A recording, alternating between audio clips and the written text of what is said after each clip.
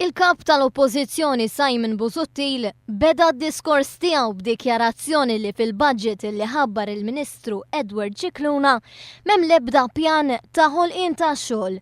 Dan huwa budget illi ma jaħsibx għal ħolqien ta' xogħol.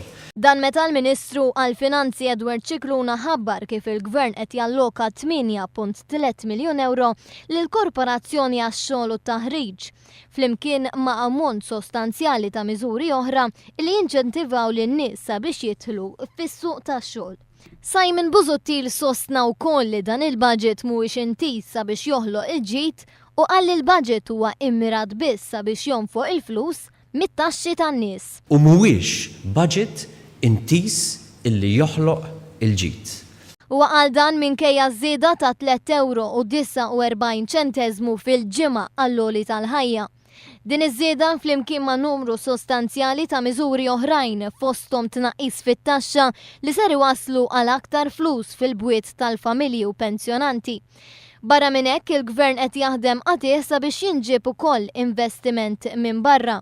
Dan kollu flimkien mal-konferma illi ser jorħsu il-kontijiet ta' dawlu l-ilma għal-familji Maltin.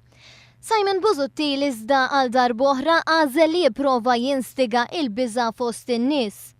Intant huwa stqar li l-miżuri mħabbra huma kollha gimmicks.